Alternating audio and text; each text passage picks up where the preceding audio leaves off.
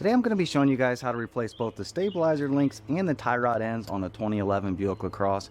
If you've been to any shops recently, you probably got quotes anywhere from $300 to $600 per side just to do one of these tie rod ends. I want to show you here today how you can very easily do this yourself at home and save yourself hundreds of dollars. If you're not sure if your tie rod end is bad, a sure bet way to know that a tie rod end is bad, you'll get movement in the steering wheel one way or the other, or almost like a slight delay where you're turning the steering wheel and it's almost a delay until the car reacts. What happens is that this gets worn over time, or in some severe cases you'll also get this knocking to come out of the top here, because what happens is it runs out of grease in there and it's causing a knocking. As you can see on this old one here, there's a lot of movement. If I compare it to my new one, I can hardly move that at all. So you can definitely tell that this one is worn and it needs to be replaced. Alright, so to get started here, you want to put some wheel chocks and set your emergency brake. Jack the vehicle up and make sure you put some good quality jack stands underneath there.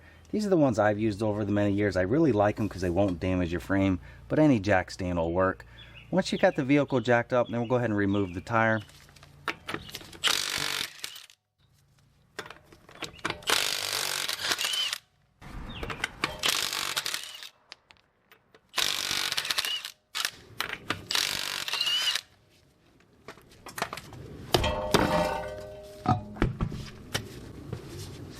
After you get the wheel removed, now we have access to our tie rod end. Then over here is the stabilizer link that we're also going to replace. The first thing we're going to do is we're going to go through and we're going to clean up all the threads on all these bolts. Then we'll put a little PB blaster on.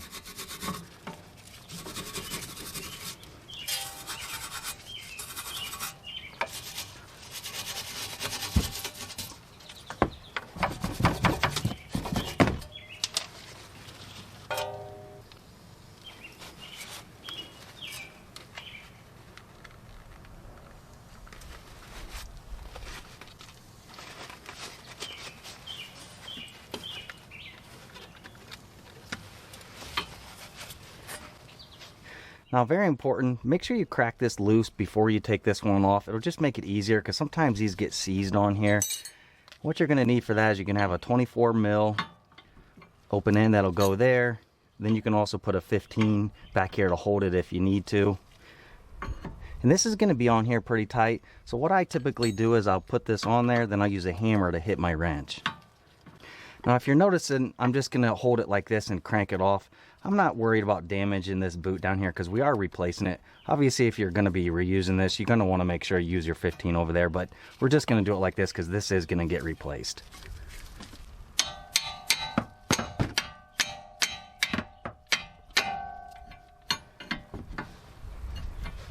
Alright, so once that's cracked loose, then we'll go ahead and loosen this down here. And this is just going to be an 18 mil.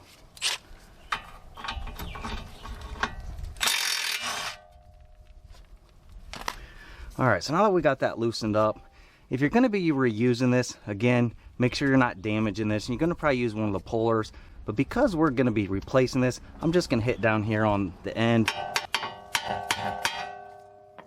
And eventually it will pop out like that. Now we're ready to remove the tie rod end. The one call out here, what you're going to do is you're going to count how many rotations this comes off, then you're going to put your new one back on there.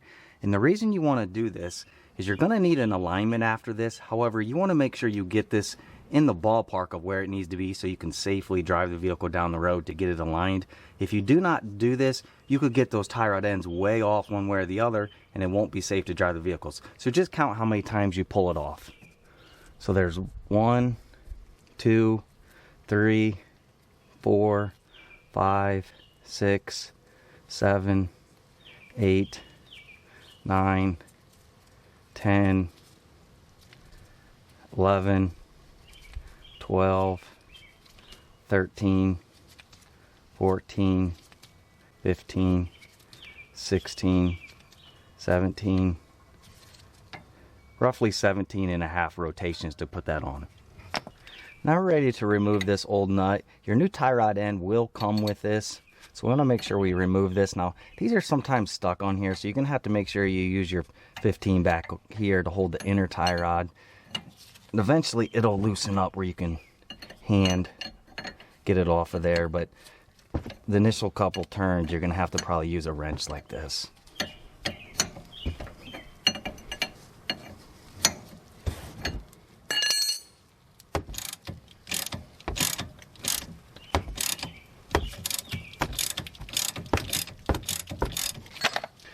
Then we'll clean the threads up a little bit more.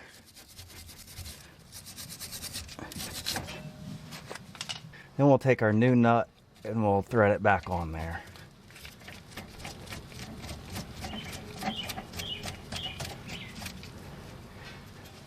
Now we're ready to install the new tie rod end on here. I typically always like to use the GM parts. However, there are some other aftermarket, tie rod ends you can get at a reasonable price. Just don't get any of the very cheap ones around that $5, $10 range, because there's a good chance you're probably gonna have to replace that one in a year.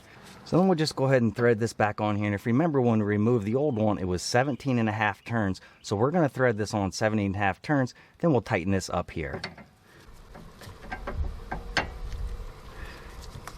All right, so 1, 2, 3, 4, 5, 6, 7, 8, 9, 10, 11, 12, 13, 14, 15, 16.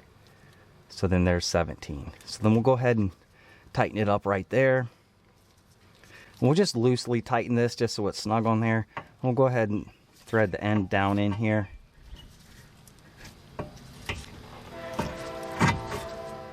All right, so moving on to our nut down here, very important. The one that you removed was a torque to yield bolt, which means it's stretched after the first application. You must replace this with the new nut down here. Here's the part number, and I'll put some links in the description of where you can get this, but it's very important on a torque to yield bolt you replace. Torque to angle bolts you don't have to replace, you can reuse these, but this one here, according to the manual, is a torque to yield, so we must replace this.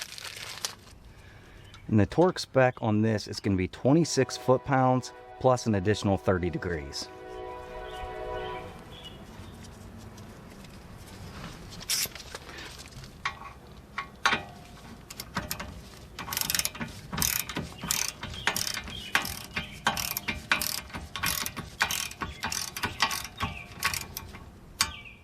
All right, so there's our 26.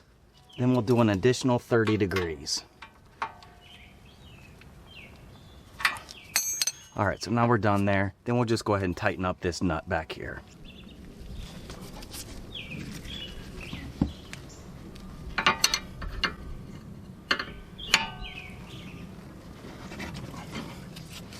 All right, so after you get that tightened up and everything looks good here, we're done with the tie rod end on this side. Moving on to the stabilizer link back here, you're just gonna have two 18 mil nuts on here, so we'll go ahead and remove those.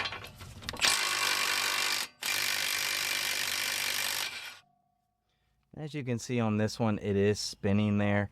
On occasion, they'll zip off here. Other times they won't. What you're going to have to do on these is you're going to notice this little indentation in the middle here. Either a hex key or Allen key. If you can put that in there, hold that, then you're going to take an open end and you're going to zip that off. So let me show you how you can do that as well. All right, so it looks like this is going to be a number 6 here.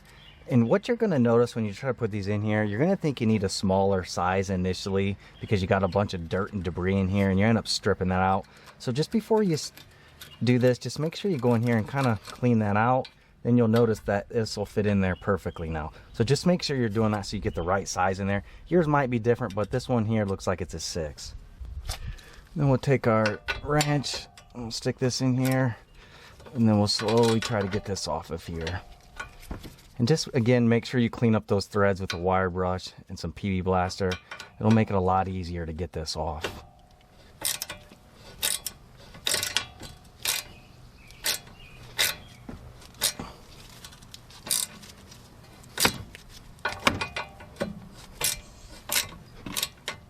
All right, to speed the process up here, what you can do is you can take a channel lock, and there's a piece in the back here that we're going to hold to prevent that from spinning. Then we're going to use our impact to get it off the rest of the way.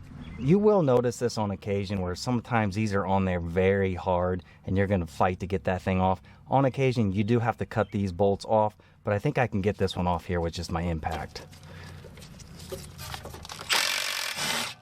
Yeah, like that, it came right off. Then we'll go ahead and loosen up that bottom one as well. All right, so to get that bottom nut off, I'm going to be using this pivoting ratcheting wrench. However, you can use a regular open end as well. And then I'm also going to be using this. We'll see if this will work. If not, I'll get our channel lock out again.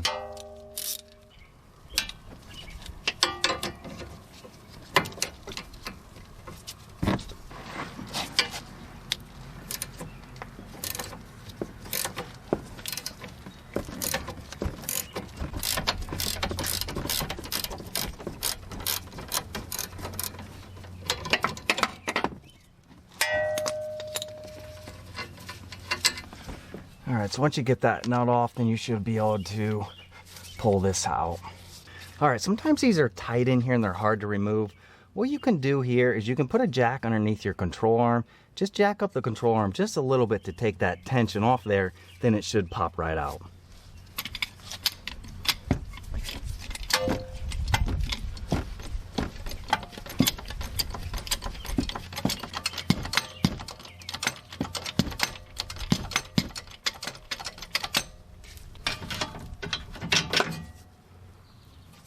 Alright, so I'll go ahead and remove the old one.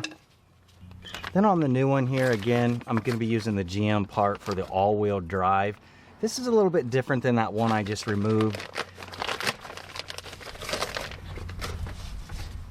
If you notice on the older one, this is one of the generic ones out there. Now, granted, it is a little bit harder material there, made out of steel versus the plastic here, but this is the genuine GM part that we'll put back on here. So you're just going to go ahead and slide both of those in.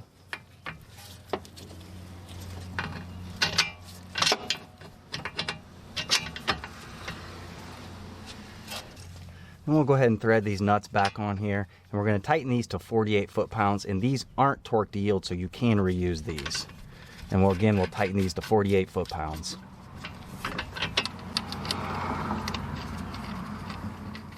Then on the factory GM ones, there's going to be a T40, and this will not strip, unlike that other generic one that we had on there before. We'll go ahead and tighten this up.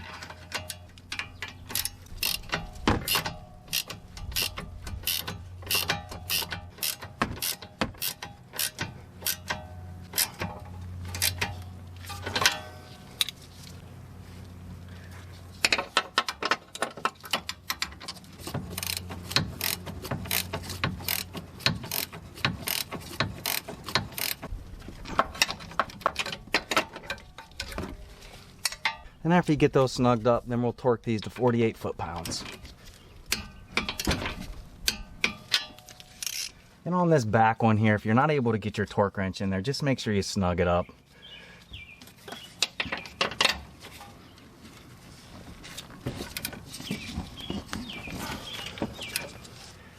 Alright, so after you get everything snugged up on the stabilizer link, just verify everything looks good on both your stabilizer link and on your tie rod end, then repeat that same process on the other side. Now, don't forget, once you're done with the other side, you must go take your vehicle to get it aligned. If you remember when we did the tie rod end earlier there, we did rotate it off and count how many times we zipped that off there. However, when we put it back on, the only intention of that was in order to get you back in the general vicinity of where your alignment needs to be. It will still be off based on what we did here today. So it is very important to get it aligned. But once you're done with the alignment, then you're done with your job here, and you saved yourself hundreds of dollars. Even if you took it somewhere and they replaced the tie rod ends, they're still going to do an alignment as well. So that is required either way you do it, except when you do the tie rod ends yourself, you save yourself a lot of money. So hopefully this helped you out here today. If it did, please give me the thumbs up. If you're interested in more content like this, please hit that subscribe. But again, I hope this helped you out, and thanks for watching.